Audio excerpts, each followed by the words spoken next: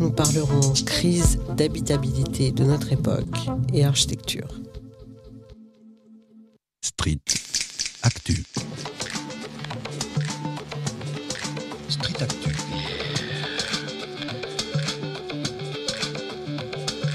Street Actu. Actu. Quand on vous dit gaspillage, vous pensez à quoi? Le côté éphémère des objets, des achats, des produits. Gaspillage alimentaire, ouais, principalement. Ce que les supermarchés jettent, qui est encore consommable, on va dire. Tout ce qu'on jette nous aussi qui part pas au compost. Alors gaspillage, moi je vois plutôt surtout l'alimentaire. Pour vous répondre, on va dire globalement à vos questions en général, moi je travaille dans la restauration, je suis en cuisine. Alors on est conscient qu'il y a certains trucs qu'on est obligé de passer par le gaspillage, comme par exemple les dates de péremption, les DLC, etc. Ce qui est normal, évidemment c'est du gaspillage. Au gaspillage alimentaire principalement, des produits qui sont trop emballés. En informatique, il y a aussi le concept de jeter tous ces objets électroniques. Ça m'énerve un peu les gens qui changent de téléphone 4 mètres. Après le gaspillage énergétique sans doute aussi, on commence à s'en apercevoir un peu plus. Après le gaspillage, ça dépend sur quel niveau. Parce qu'on peut gaspiller sur pas mal de choses, mais après il faut voir aussi les différences. Parce que si on parle de gaspillage, par exemple, que ce soit je sais pas, au niveau électricité ou tout ça, c'est des thèmes qui sont encore différents, quoi. C'est des choses qu'il faut étudier. Donc là, par contre, je pourrais pas vraiment vous aider. Gaspillage de nourriture, les déchets qu'on peut laisser dans la nature, comme par exemple, je sais pas, quand on a fini quelque chose, on le ramasse pas, on le gaspille et puis on le laisse comme ça sans faire attention et puis ça part à la poubelle. Quel est votre rapport à la problématique du gaspillage? Je gaspille parce que je composte pas. Ça me touche forcément puisque je vais au supermarché, donc je vois aussi tout ce qui peut partir à la benne. Ou en faisant des récup aussi, on s'en rend compte quand on va faire un peu des poubelles des fois de supermarché, on se rend compte de tout ce qui est jeté. Après, est-ce que j'agis vraiment? Pour l'instant, à ma modeste échelle, mais pas vraiment peut-être. Moi, je trouve que les produits qui durent très peu de temps, et il y en a de plus en plus, et moi, ça m'inquiète. Moi, quand j'ai appris dans la cuisine, j'ai eu des cours aussi sur l'anti-gaspillage et essayer d'utiliser les aliments au maximum, en fait, que ce soit les légumes, etc., pour éviter en fait qu'il y ait le maximum de gaspillage. Je pense qu'on en est tous un peu témoins. De toute façon, c'est un peu tout autour de nous. Après, est-ce que j'agis contre le gaspillage? J'essaye de faire ce que je peux. Il y a des composts où on essaie d'acheter le moins d'aliments qui sont trop emballés. D'ailleurs, si j'en achète des trop emballés, je me fais taper par ma coloc. Et après, pour ce qui est du coup des outils technologiques, j'ai tendance à en acheter très très peu. Vraiment que quand j'en ai besoin, et quand j'en ai un, je le ponce un maximum jusqu'à ce qu'il marche plus. Est-ce que vous luttez contre le gaspillage? Si oui, comment? Ou sinon, pourquoi? Alors nous, je sais qu'on essaye de bien trier les déchets, faire attention aux poubelles, etc. Aussi placer les déchets alimentaires dans le compost. Et je donne. Quand ça peut servir ou être utile à quelqu'un d'autre, je donne. Alors je sais pas si ça c'est lutter pour le gaspillage, mais voilà. Et tu passes par des associations, par des amis? Non, pas spécialement, parce qu'il y a pas mal d'associations, dont j'en citerai pas évidemment, qui font des collectes et ensuite qui les revendent. Et moi je trouve pas ça très juste en fait. Tu revends pas pour des personnes qui sont plus ou moins aisées que toi. Si tu les prends, c'est pour les donner. Donc je préfère largement, en ces cas-là, les prendre avec moi, mettre dans un sac et aller les distribuer en main propre. Déjà, je me suis dit de composter mes déchets, ça serait intéressant, puisqu'il y a un bac à compost pas très loin. Je récupère les emballages dont je me sers pour emballer d'autres choses. Les boîtes de glace, les sachets papier que je réutilise quand je vais faire mes courses pour mettre le pain, mettre les fruits et légumes, etc. J'essaye, mais bon, et je fais le tri, mais je trie encore trop, quoi. À partir de quand tu considères qu'il faut jeter un objet sans que ce soit du gaspillage? Quand on peut pas le consommer, quand on pense que ça peut être mauvais de le consommer. À partir du moment où il est plus bon pour nous, les humains, alors il peut être bon pour d'autres espèces animales peut-être, et à partir du moment où un objet donc pas alimentaire mais un objet quelconque ne fonctionne plus et qu'on ne peut pas le réparer, on remarque qu'on pourrait le recycler encore dans d'autres formes. Ouais. Le recyclage peut s'appliquer finalement à pas mal de domaines. Il n'est absolument plus utilisable.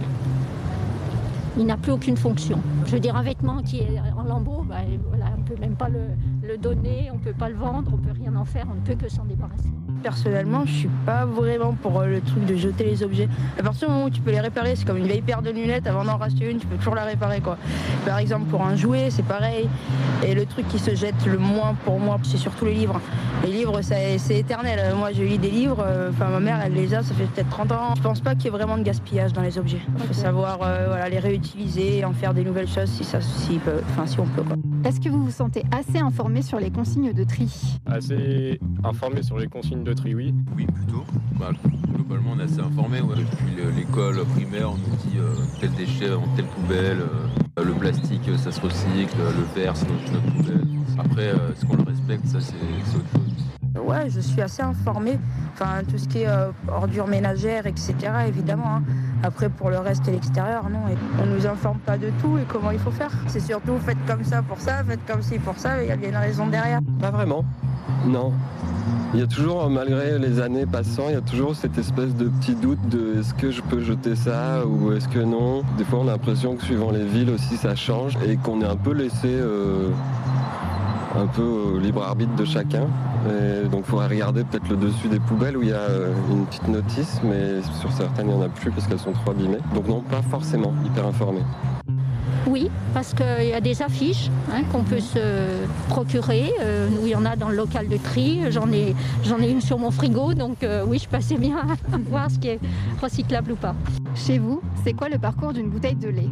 Où va-t-elle après? Ça va resservir à faire du carton sans doute, ou enfin ça va resservir à faire du papier. Après c'est plus des trucs un peu plus arty, mais les gens vont recycler, des petites démarches artisanales où on va faire une brique comme ça avec que des choses recyclées.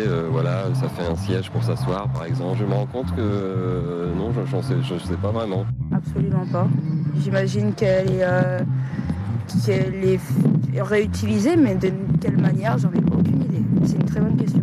Non, on imagine que comme elle va être recyclée, elle part dans une usine qui va la détruire et après la transformer dans un autre objet, quoi. Est-ce que vous vous sentez assez informé sur la gestion des déchets et l'industrie du recyclage? Assez informé de ce qui se passe après, non. Et on peut souvent lire des articles comme quoi telle déchetterie fait n'importe quoi avec ses déchets. Alors le plastique, ils en font des petits copeaux qui transforment par exemple en sweat et choses comme ça.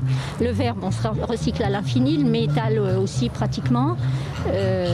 Pour le reste, par exemple le polystyrène, je me demande, les sachets plastiques qu'on peut trier à Lyon pour mettre les emballages de surgelés, comment ils les recyclent, je ne sais pas ça par exemple. Je ne sais plus pour les flacons, le métal et le verre que pour tout ce qui est sachets plastiques. Je ne sais pas trop là. Avez-vous déjà essayé ou réussi à réparer un objet que vous pensiez bon à jeter? Racontez-nous votre expérience. Non. Pas moi personnellement. Mes parents oui, mais pas moi.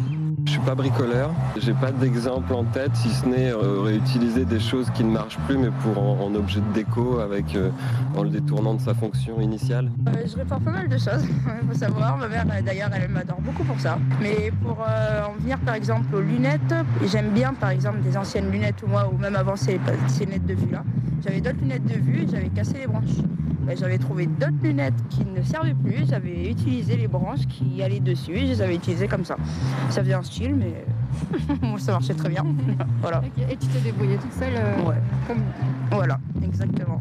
Je fais de l'escalade aussi à côté et c'est le genre d'accessoires, on va dire, c'est des chaussures qu'on peut facilement aller faire réparer justement chez ces vendeurs spécialisés. Et donc c'est ce que je fais avec mes chaussons d'escalade parce que la gomme ça peut s'user très très vite et donc tu vas chez eux, ils te refont une gomme, ça te coûte beaucoup moins cher en plus, donc c'est tout gagnant. Je ne suis pas bricoleuse pour dessous, mais je suis ravie de voir que j'ai vu Darty l'autre jour faisait sa pub pour ça, Seb fait sa pub pour ça et produit à nouveau des pièces détachées pour réparer nos objets. Donc ça c'est bien. Est-ce que vous connaissez le terme de l'anthropocène et si oui, pouvez-vous le définir? Non.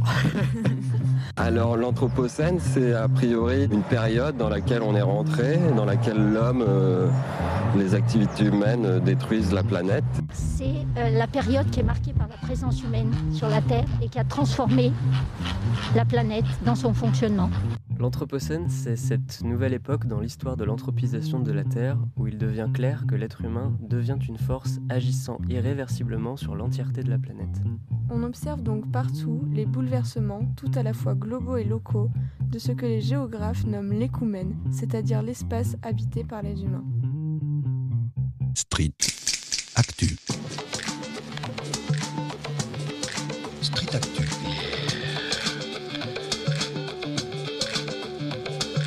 Street Actu. Actu.